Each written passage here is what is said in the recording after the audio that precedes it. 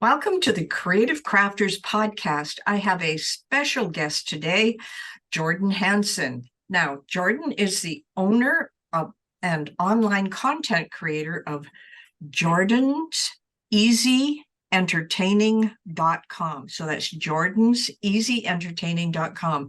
She's been sharing recipes, crafts, and other DIY party and holiday ideas for the past 10 years. She's also been a Cricut user for about the same amount of time. Jordan loves to use her Cricut to customize her parties and holiday celebrations by making everything from invitations, decorations, and gifts. That means t-shirts, caps, and epoxy tumblers, to even decorating desserts with cake toppers and cookie stencils. Jordan has taught multiple crafting classes, including being a presenter at the Cricut Mountain Make-a-thon. Wow, that sounds really fabulous. Her favorite place to unwind is in her craft room, where some of her favorite projects are on display. Many of Jordan's easy entertaining ideas have been shared by publications such as Country Living and Good Housekeeping, plus The Pioneer Woman, and most recently, Costco Connection. She currently lives in Texas with her 3 children and dog. Wow, that sounds absolutely amazing. So how did you get started in all of this? Give us some information about, how you got into crafting and how this started to happen for you. Okay. Well, my blog started back just about 10 years ago in August of 2013 when I realized I was spending almost all day on Pinterest. I was a complete Pinterest addict. So I was visiting blogs all the time and and trying out all these crafts and recipes and all these other wonderful ideas. And I was just like, how on earth are these people able to offer this much useful information and do all these things?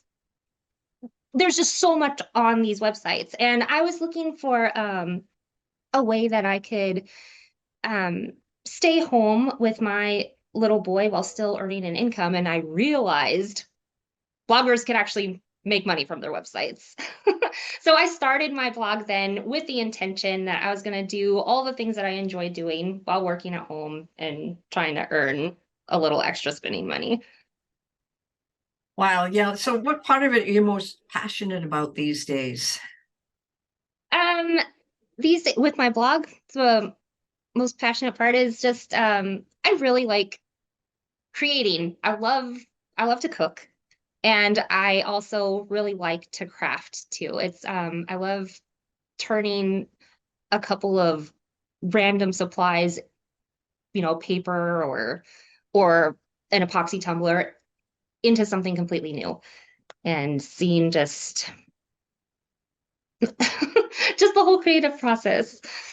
I know it's interesting because, as a crafter, we get asked these questions and it's sometimes really, you have to sit back and think like, what do I like about it? Well, maybe I just like to create, just as you were saying. And there's that whole process of how you create stuff. So where do you get your ideas?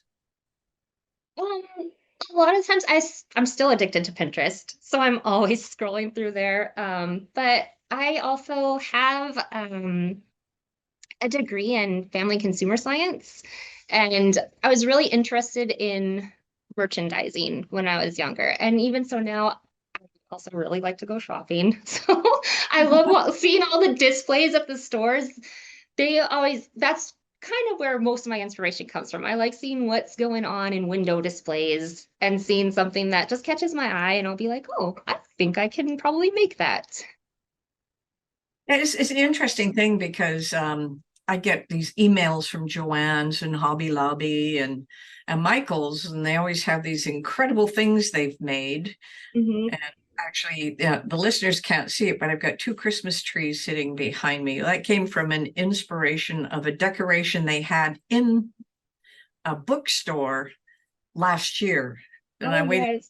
to try and recreate it a little differently on my own. So I'm seeing that is what you're doing. And listeners, you can't see, she has a Halloween tree behind her.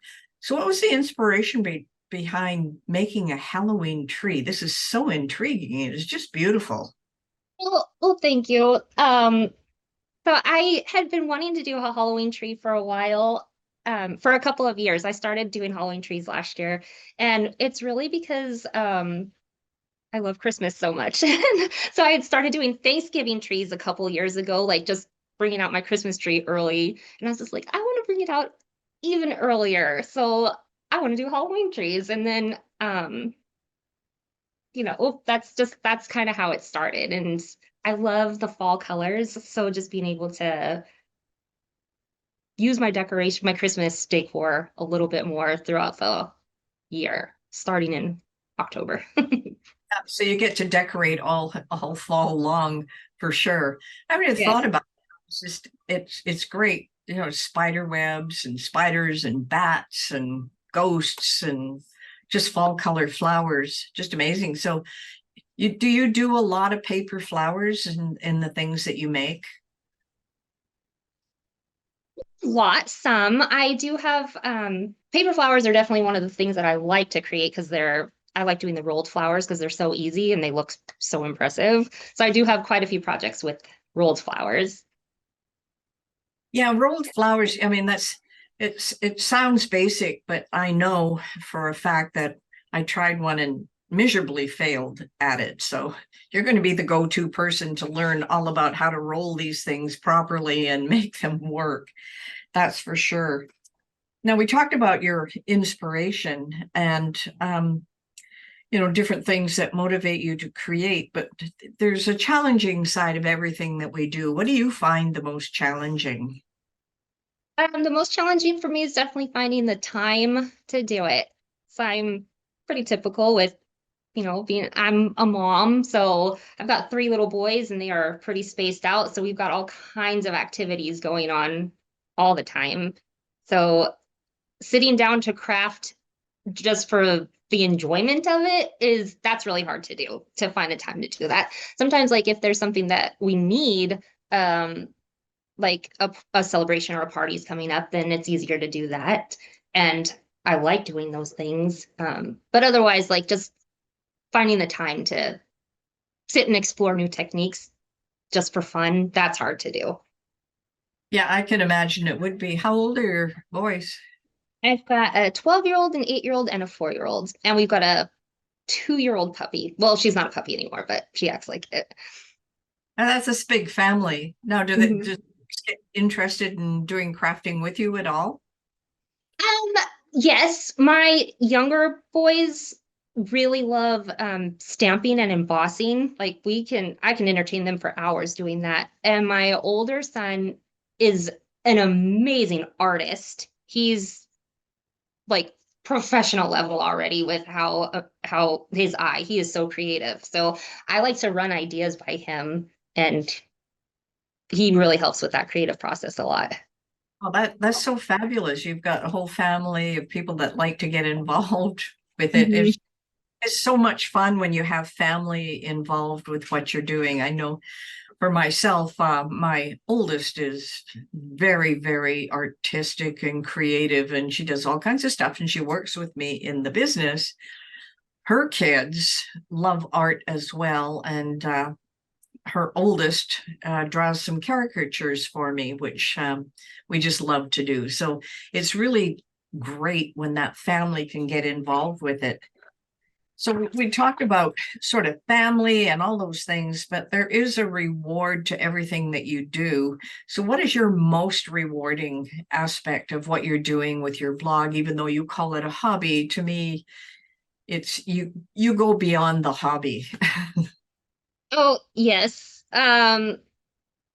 It's between, it's a little bit more than a hobby because I do, earn an income from it, but I'd say the most rewarding part of the website itself is getting some of the positive feedback. I love getting messages from some of my readers when they're just like, when they say, I used your idea and it was a hit, and thank you so much for showing me how to do this. I didn't know it was so easy. I just needed to see how to do it. So that's definitely very, very rewarding.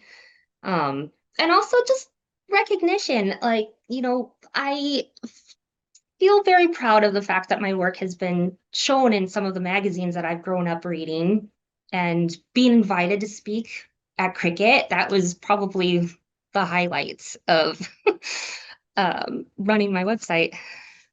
Oh, that is fabulous. I mean, when you're invited to do something like that, that's an over the top moment where you really have to share that with everybody, and that's amazing. I mean, I'm just looking at the magazines you're in: Country Living, Good Housekeeping, Pioneer Woman. Those are fabulous magazines, and congratulations. I mean, that is an amazing feat in itself.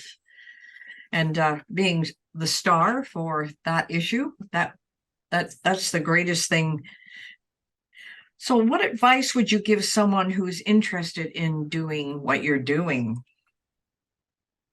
I'd say my advice for anything, whether it is like starting a website or even just starting with crafting, is just get started. Don't worry about what everybody else is doing or about being perfect, because then you will never get started, because nothing is ever perfect. And like, just realize that you have to go along with a learning curve. You're never going to get good at doing anything if you don't practice it.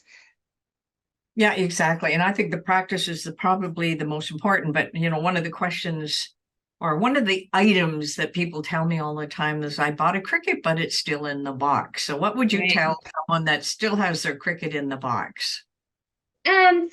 Well, one of the things that I love about Cricut is that usually they come with a beginner project. Like, they give you the materials and tell you what to do with it. So I'd say open your box and do whatever it is they're suggesting to do, first of all.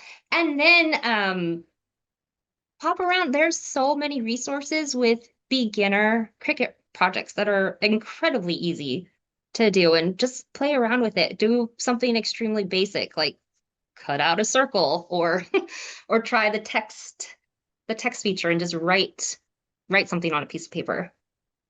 Yeah, I hadn't thought about that. Writing on a piece of paper makes so much sense, because you get all these Cricut pens. Doesn't matter which machine you have, it comes with a pen, so you can Mhm. write your own story or thank you card or something to that effect. All right, one last question, and is, how can people get a hold of you or connect with you on the web? We've mentioned your website, jordanseasyentertaining.com, but you must be on Facebook and Pinterest. Yes. Um, yes, definitely for ideas, pop over to Pinterest, but the real connection, I would say, would happen on Instagram. I'm very, very active over there. And so under Instagram, it's going to be Jordan's Easy Entertaining as well. That seems to be your handle on everything that you have. Yes, it is. That's a good way to Oh, find me. oh, perfect. Well, it's been so great talking to you, Jordan.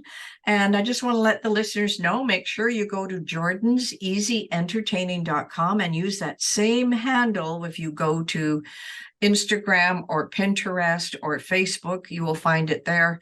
And your YouTube channel is Jordan Hansen 8323. So that you have a YouTube channel that you can get a hold of, and just make sure you connect with Jordan. She has so much to offer. And until next time, enjoy your crafting.